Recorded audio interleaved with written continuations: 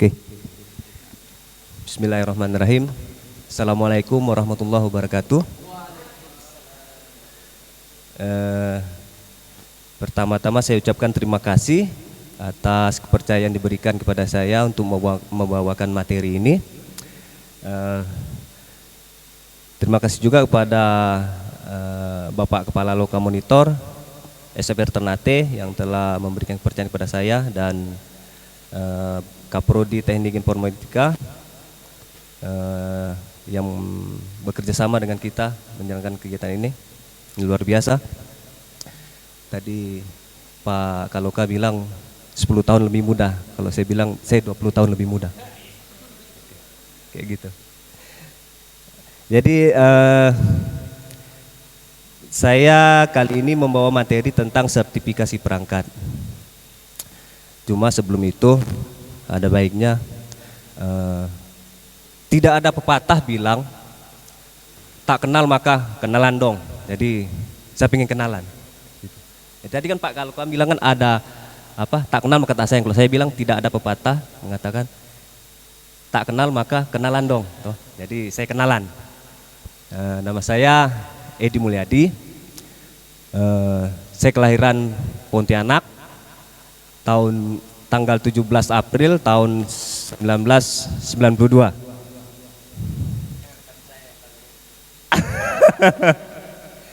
Tadi kan bilang 10 tahun lebih muda kan, jadi 1992, 10 tahun lebih muda. Jadi saya asli Pontianak. Saya di Loka Monitor itu sudah dari tahun 2005, sekitar 16 tahun lah saya di Ternate. Saya sebagai fungsional pengendali frekuensi radio. Jadi sebenarnya ada 5 pengendali. Pengendali air, pengendali api, pengendali tanah, pengendali udara, dan pengendali frekuensi radio. Ya, jadi setelah negara api menyerang, tinggal 1, pengendali frekuensi radio. Kita intermezzo sedikit. Oke, kita lanjut saja ya, mungkin ke materi. Bisa sudah dibuka ya? Oke, siap. Saya izin berdiri, Pak Arvin. Izin berdiri. Oke, sip, terima kasih. Izin teman-teman, saya berdiri. Dampak penggunaan alat dan perangkat telekomunikasi yang tidak bersertifikat. Jadi dari judulnya kita sudah bisa pahami secara sekilas bahwa ternyata perangkat alat dan perangkat telekomunikasi itu harus bersertifikat. Oke, next.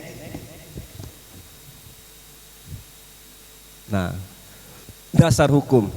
Jadi kita sebagai aparatur pemerintah, apa yang kita kerjakan, apa yang kita laksanakan itu semuanya berlandaskan hukum.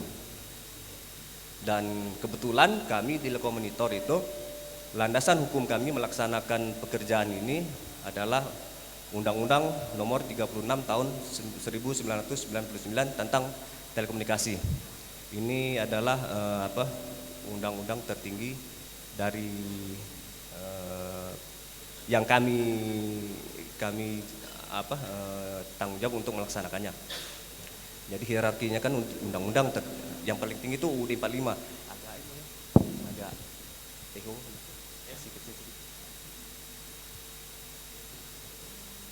Cek. Jadi hierarkinya kan Undang-Undang 45, di bawah itu di bawahnya Undang-Undang, Perpu, setelah itu undang turunan lagi ke Permen, bisa Perpres. Jadi di sini kita menjalankan amanat dari Undang-Undang 36 tahun 1999 tentang telekomunikasi. Sedikit saya kasih gambaran, undang-undang ini dia ditetapkan di tahun 99. Kita ketahui sekarang sudah tahun 2021. Jadi ada sekitar rentang waktu 20 tahun lebih dari sekarang dengan undang-undang ini. Jadi sebelumnya undang-undang ini itu dia merupakan perubahan daripada Undang-Undang Nomor 39 Tahun 1989. Ya, jadi tahun 1989 itu ada juga undang-undang sebelumnya tentang telekomunikasi. Jadi ada rentang 10 tahun antara 89 dan 99. Itu artinya ada perubahan mendasar tentang perubahan teknologi, perkembangan teknologi dan cara pandang kita terhadap telekomunikasi. Jadi ketika itu mungkin ada perubahan teknologi yang dulu konvensional menuju ke arah digital. Oke, sekarang dari tahun 99 sampai 2021 ada 20 tahun rentang waktu, tapi tidak ada perubahan undang-undang. Jadi di sini asumsinya bukan ternyata kita tidak ada perkembangan teknologi ya. Perkembangan teknologi sekarang mana lebih maju. Cuma yang berubah itu bukan undang-undang di hierarki tingginya yaitu undang-undang, tapi peraturan perubahan turunan di bawahnya. Ada permen, ada perpres, ada perdir. Nah disitulah aturan-aturan turunan yang menyelaraskan antara aturan dengan perkembangan teknologi dan cara pandang kita terhadap dunia telekomunikasi.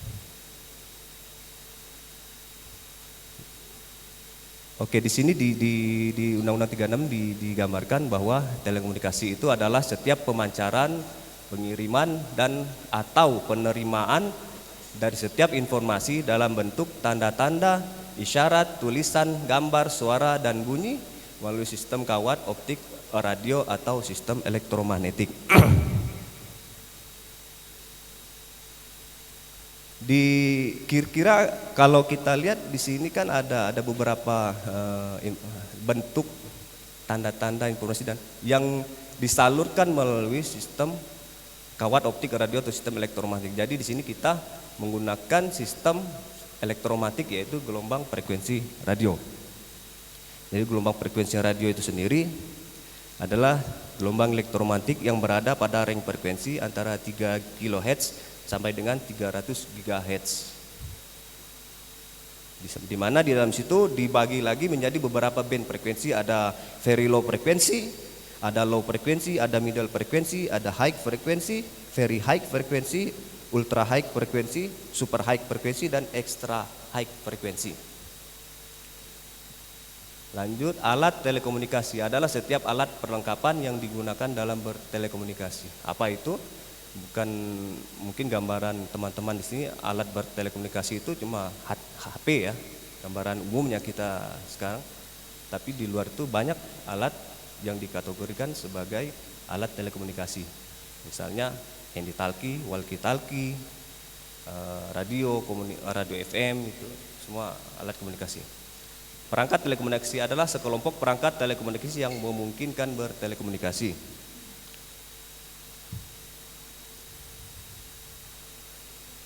Lanjut, sertifikat alat dan perangkat telekomunikasi adalah dokumen yang menyatakan kesesuaian tipe alat dan perangkat telekomunikasi terhadap persyaratan teknis dan atau standar yang ditetapkan.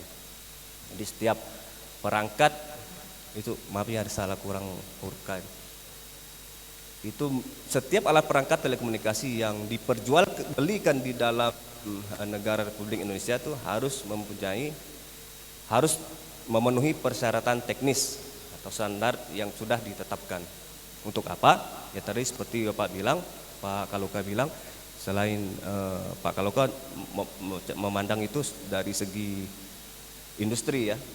Tapi kalau saya juga saya memandangnya lebih kepada keselamatan.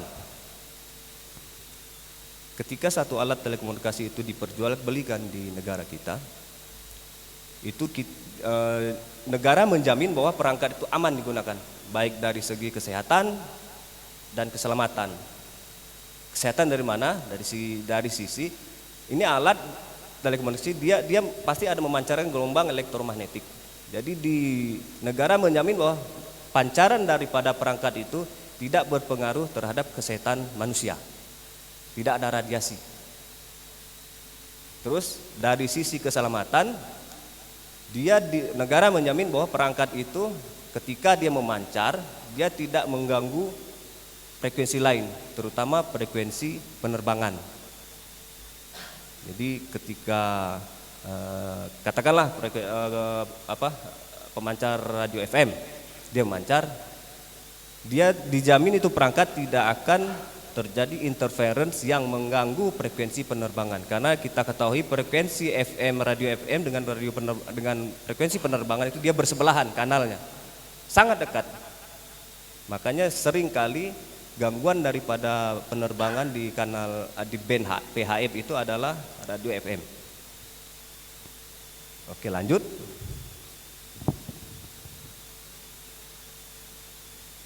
Next. Next dong. Oke. Ini dari Undang-Undang 36 ini saya cuma ambil poin-poin yang berkaitan dengan tema sosialisasi ya. Pada dasarnya di dalam itu banyak aturan-aturan lainnya selain daripada membahas tentang sertifikasi perangkat ini. Ini saya ambil poin-poin berkait saja. Jadi di pasal 32 di Undang-Undang 36 tersebut berbunyi perangkat telekomunikasi yang diperdagangkan, dibuat, dirakit, dimasukkan dan atau digunakan di wilayah NKRI wajib memperhatikan persyaratan teknis dan berdasarkan izin sesuai dengan peraturan perundang-undangan yang berlaku. Di sini ada kata-kata diperdagangkan, dibuat, dirakit, dimasukkan. Jadi walaupun perangkat itu katakanlah alatnya kita beli dari luar nih, dia terdiri dari beberapa komponen. Tapi komponen ini kita beli dari luar negeri semua, terus kita rakit sendiri. Nah itu harus mendapatkan sertifikasi juga, harus diuji dulu. Seperti yang saya bilang, dia mengganggu tidak nih terhadap kesehatan dan keselamatan. Dan dari sisi bisnis juga tadi dia bisa mempengaruhi apa tadi seperti Pak Alko bilang tadi. Terus lanjut di pasal 52-nya ini terkait dengan pelanggaran. Barang siapa memperdagangkan, membuat, merakit, memasukkan atau menggunakan perangkat telekomunikasi di wilayah NKRI yang tidak sesuai dengan persyaratan teknis pasal 32 dipidana dengan pidana penjara paling lama 1 tahun atau denda paling banyak 100 juta rupiah. Lumayan sanksi yang diberikan buat pelanggaran di pasal 32. Oke, lanjut.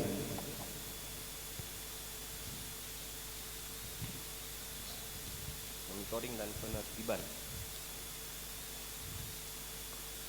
Monitoring dan penertiban. Jadi di sini kita di kantor Loka Monitor itu salah satu kegiatan yang kita laksanakan dalam rangka menjalankan tugas fungsi kita, yaitu monitoring dan penertiban. Jadi monitoring itu adalah kegiatan mengamati secara seksama suatu keadaan atau kondisi dengan tujuan agar semua informasi yang diperoleh dapat menjadi landasan dalam mengambil keputusan tindakan selanjutnya. Adapun model pengamatan yang kami lakukan dalam monitoring itu dilakukan dengan media elektronik atau pengecekan langsung di lapangan. Pengecekan langsung ini biasanya kita cek di label. Kita datangi, katakanlah kita ke kontor HP, toko HP, kita cek itu label-label HP-nya itu ada label nggak? Biasanya ada tulisan SDPPI atau kalau dulu tuh tulisannya postel. Itu secara di lapangan. Tapi secara bisa juga kita cek melalui media elektronik itu dengan aplikasi Sirani. Kita di Kementerian Kominfo kita punya aplikasi Sirani. Di situ di dalam aplikasi itu kita tinggal memasukkan tipe dan jenis perangkat itu, nanti langsung keluar dia sudah disertifikat apa belum. Jadi makanya kita sering kalau lakukan penertiban monitoring, kita selalu bilang ke toko HP itu, coba kalian install aplikasi ini. Ketika kalian mengorder satu barang, kalian pastikan dulu yang kalian mau beli ini dia sudah ada sertifikat apa belum. Terus lanjutnya penertiban. Penertiban ini kita lakukan itu setelah semua kegiatan monitoring dan semacam bisa kita kasih surat teguran, peringatan sudah kita laksanakan semua, baru kita lakukan penertiban. Ya, penertiban ini kita laksanakan itu kita kerjasama dengan Polri, dengan TNI. Ketika kita kedapatan perangkat yang tidak ada sertifikasi, kita ambil alih, kita katakan kita sita ya, kita sita itu perangkat untuk dihancurkan, untuk dimusnahkan. Jadi negara itu berhak memusnahkan perangkat telekomunikasi yang tidak disertifikasi. Oke, lanjut. Target perangkat untuk sasaran monitoring. Oke, di sini ada beberapa target sasaran kita ketika kita melaksanakan monitoring perangkat yang tidak bersertifikasi. Alat dan perangkat telekomunikasi yang dapat mengganggu jaringan telekomunikasi dan merugikan masyarakat pengguna, misalnya jammer atau pengacak sinyal, repeater seluler, dan simbox. Jadi saya kasih gambaran sedikit apa itu jammer. Jammer atau pengacak sinyal itu adalah alat pengacak sinyal frekuensi radio, biasanya dalam radius yang tidak begitu jauh. Katakanlah misalnya kita pasang di sini, area lingkup sini saja yang teracak sinyalnya. Jadi HP kita itu tidak bisa menelpon, tidak bisa digunakan. Jadi alat ini tidak bisa digunakan secara bebas, dia ilegal. Walaupun banyak dijual di pasar ya, perangkat jammer ini. Tapi jammer ini juga dia bisa digunakan dalam keadaan tertentu. Misal kunjungan presiden. Ini presiden butuh butuh keamanan. Jadi dia pakai perangkat jammer untuk mengamankan sinyal ketika Bapak Presiden menuju ke satu lokasi. Sebenarnya jammer ini alat yang digunakan oleh dunia militer. Dunia militer ketika dia masuk ke wilayah musuh, dia untuk mengacak sinyal di sekitar area itu untuk melakukan penyerangan dan segala macam. Jadi dunia militer awalnya jammer ini digunakan. Terus di situ ada juga repeater seluler. Apa itu repeater seluler? Yaitu penguat sinyal. Sering kan katong dengar, di sini sinyal terkuat, tong beli penguat sinyal dulu. Nah, jadi salah satu alat yang ilegal itu juga penguat sinyal seluler. Kalau sekarang mungkin sudah jarang sih. Kalau dulu saya sering dengar tuh di sini orang pakai barang itu. Misalnya kayak di daerah yang tidak terjangkau seluler, mereka pasang alat itu untuk memperkuat sinyal. Dan ini salah satu barang yang ilegal digunakan. Karena dia ketika diaktifkan powernya itu besar, powernya sangat tinggi, melebihi power daripada seluler yang ada di situ. Jadi dia bisa menutupi frekuensinya sinyal seluler yang ada di sekitar situ. Kalau dalam istilah kami, dia menaikkan noise floor daripada frekuensi seluler itu. Jadi dia tertutupi sinyal itu. Jadi HP kita jadi tidak berfungsi, hanya dia saja yang berfungsi. Terus ada juga di situ simbox. Cuma simbox ini kayaknya sekarang sudah tidak laku perangkat ini. Simbox ini dia semacam, katakanlah kita sekarang pakai WA kan, kita pakai WA, kita pergi ke luar negeri, kita tetap bisa gunakan nomor kita itu untuk menelpon ke Indonesia kan, tanpa dikenakan biaya. Dulu kan ada biaya interlokal dengan lokal kan. Nah, jadi simbox itu dulu digunakan untuk mengelabui sistem daripada seluler itu. Jadi dianggap nomor luar negeri yang menelpon dianggap nomor lokal.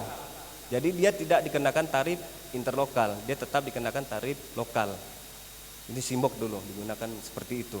Cuma sekarang kan tidak laku karena dengan WA atau dengan Messenger kita sudah bisa telepon langsung kan, tanpa dikenakan ada biaya interlokal segala macam. Nah, itu terkait dengan perkembangan teknologi. Oke, lanjut. Alat dan perangkat telekomunikasi yang lagi tren di masyarakat, misalnya handphone, tablet, GPS dan sebagainya, ini kita sudah pahami sudah. GPS itu Global Positioning System untuk menentukan koordinat kita.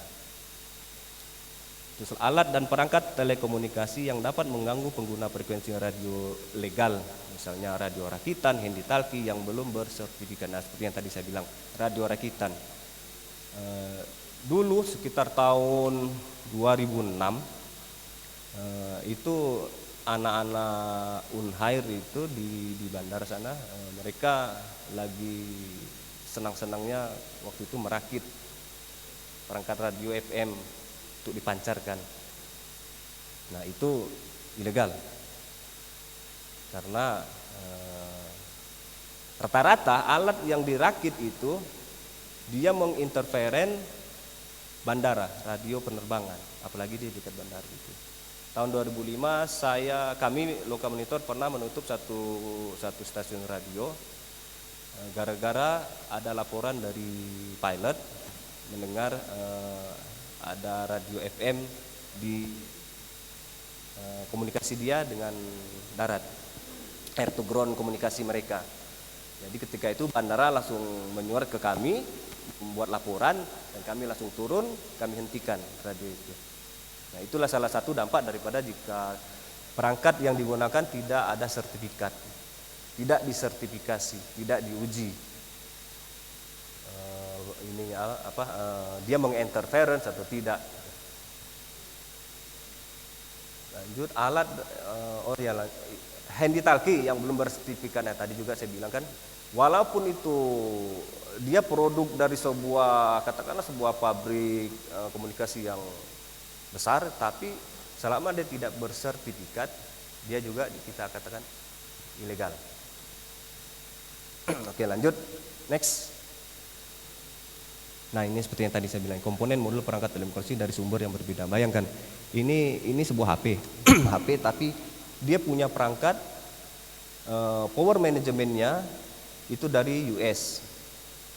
Terus data storage-nya dari Korea. GPS receiver-nya itu dari UK. Ada dari Jerman, ada dari Jepang, ada dari Cina, ada dari Swiss. Dalam satu handphone. Bayangkan ketika masing-masing negara pembuat komponen ini, mereka punya standar sendiri-sendiri. Tapi belum tentu standar mereka cocok dengan standar kita di Indonesia. Ketika masuk ke Indonesia, harusnya perangkat seperti ini harus disertifikasi, diuji ulang di Indonesia untuk diketahui apa layak digunakan. Dulu sering kan kita waktu zaman masih iPhone 3, iPhone 4 itu ada iPhone yang tidak bisa dipakai di Indonesia, kan pernah mungkin ngalamin itu, atau ada beberapa HP lah ya.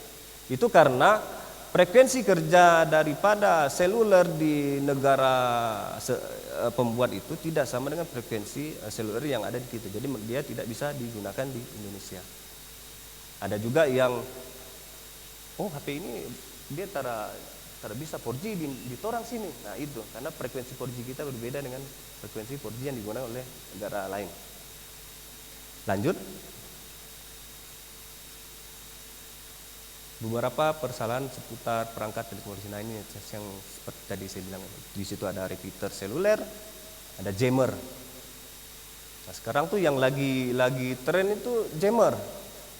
Jammer ini di kota-kota besar kadang-kadang mereka gunakan ini sudah bersifat privat. Misalnya mereka ngadain acara di tempat ibadah ini. Jadi mereka tidak niatnya mungkin bagus ya, tidak mau ibadahnya terganggu. Mereka pasang jammer untuk jangan sampai ini jamaah yang ada di tempat ibadah ini terganggu oleh telepon segala macam. Jadi mereka pasang jammer. Tapi ternyata jammer ini juga berpengaruh kepada lingkungan sekitar. Terjam juga sekitarnya kan, jadi nggak bisa nelpon. Nah ini banyak ini kejadian di kota-kota besar seperti ini. Bisa mereka pasang di tempat-tempat ibadah atau dia pas kegiatan. Tapi jammer ini juga saya tidak tahu digunakan apa tidak. Yang saya baca sempat mau digunakan oleh TNI itu di mana ya, saya baca kemarin. Dia untuk membubarkan massa. Jadi terkait pandemi ini kan yang kita hindari kan kerumunan massa. Jadi tekniknya dari TNI mereka pasang jammer untuk jangan sampai ini orang kan kita kan ibaratnya jaringan seluler ini kayak gula kan. Ada yang kita ngumpul, nggak ada yang kita bubar kan. Jadi dia gunakan itu untuk membubarkan kerumunan massa tekniknya. Next. Nah, ini tadi perangkat radio amatir. Ini juga kadang-kadang kan ada yang rakit atau ada yang tidak sertifikasi. Radio amatir ini yang kita kenal dengan radio orari dan rapi. Itu radio amatir. Terus HP ilegal. HP ilegal ya tadi BM tadi, black market. Black market itu sudah bisa dipastikan dia tidak bersertifikasi karena dia masuk di wilayah Indonesia itu melalui jalur gelap. Memang harga murah, cuma tadi dia mematikan industri lokal kita. Jadi kawan-kawan di sini ya mahasiswa muda ini seharusnya mindset daripada kita melihat barang. Memang tadi Pak kalau kami dia harganya lebih murah.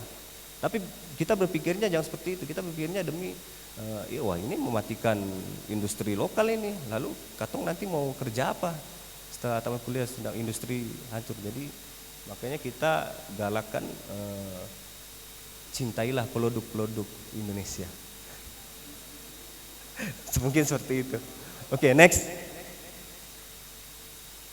Nah, ini dampaknya juga.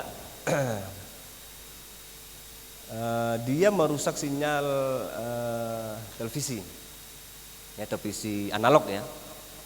Jadi ketika satu pemancar, katakan radio amatir tadi, dia daya pancarnya melebihi daripada batas yang diperbolehkan, dia bisa menginterferen antena-antena TV yang ada di sekitar situ. Jadi dia merusak tangkapan dari layar sinyal TV dan termasuk jaringan data juga. Data dia ketika dia menginterfere itu data bisa lelet. Lanjut.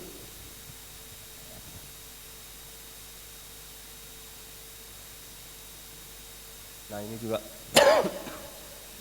alat monitoring jantung ini kan dia juga menggunakan frekuensi ya.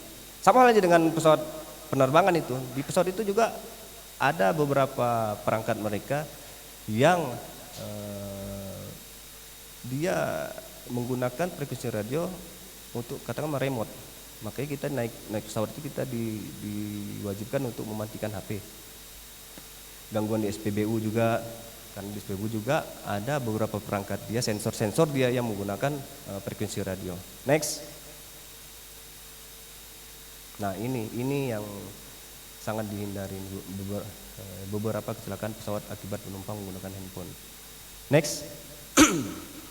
Nah ini beberapa sampling ya, beberapa kejadian yang diduga disebabkan oleh penggunaan HP di dalam pesawat. Pesawat Cross Air dengan nomor penerbangan LX498 baru saja take off dari Zurich, gangguan sinyal ponsel terhadap sistem kemudi. Jadi sistem kemudi itu mereka kan sistem kemudi pesawat itu sudah sistem sensor semua kan. Jadi bukan analog lagi pakai kabel kita mutarkan kabel yang bergerak, enggak, dia kan sensor semua. Nah sensor itu menggunakan frekuensi radio untuk bekerja. Jadi itu HP bisa mengganggu. Itu Slovenia Air, terus Boeing 74 Qantas tiba-tiba miring satu sisi saat mendaki. Ya, penyebabnya adalah karena 3 penumpang belum mematikan komputer, CD player dan elektronik game masing-masing. Tahun 98. Next.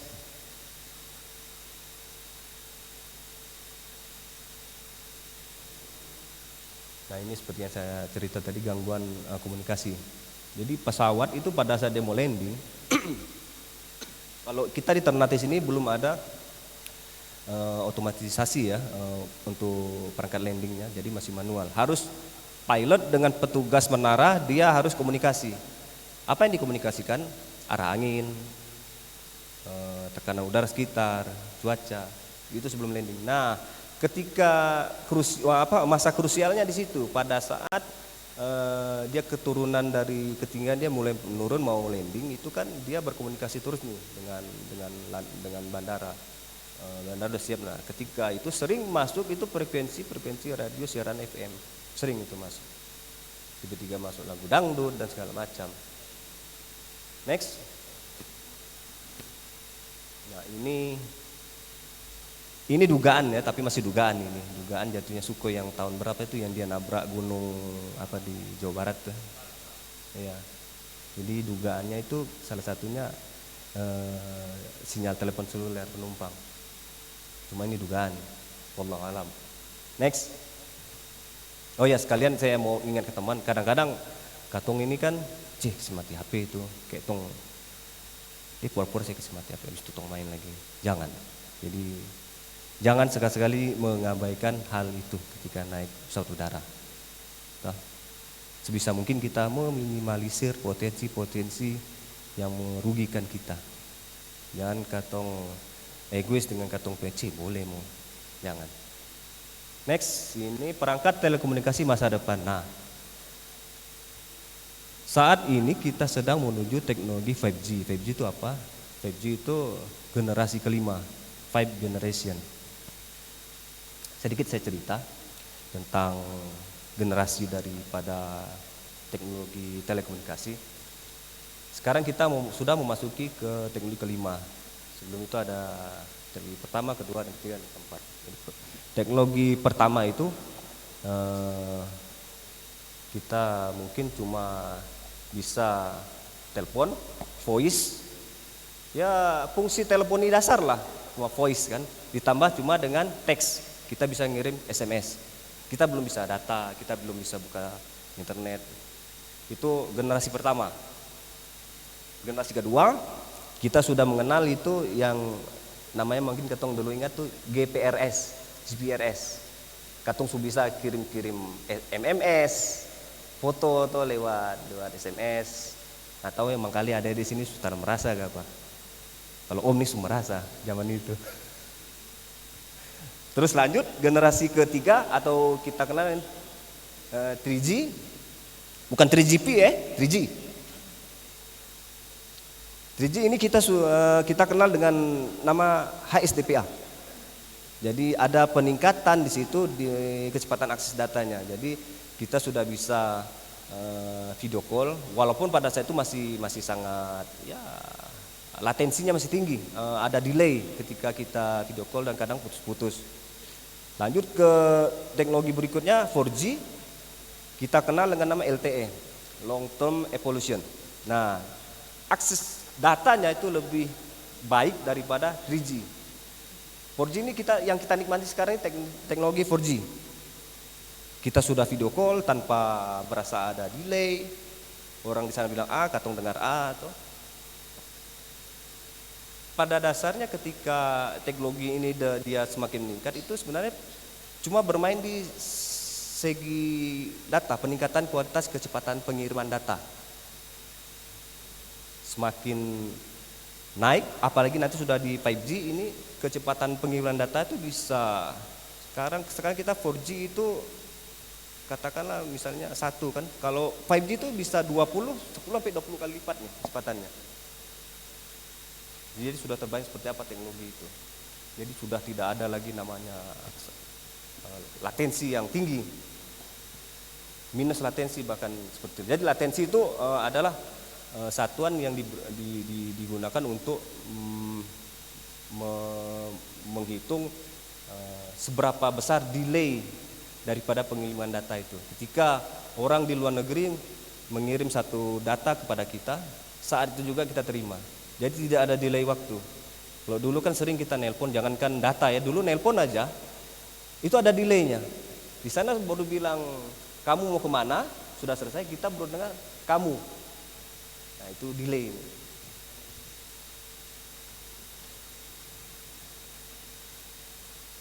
Next, lanjut ke ini Internet of Things, IoT. Jadi IoT ini bukan teknologi, dia satu konsep yang diterapkan berdasarkan suatu teknologi. Konsep atau program di mana sebuah objek memiliki kemampuan untuk mentransmisikan atau mengirimkan data melalui jaringan tanpa menggunakan bantuan perangkat komputer dan manusia.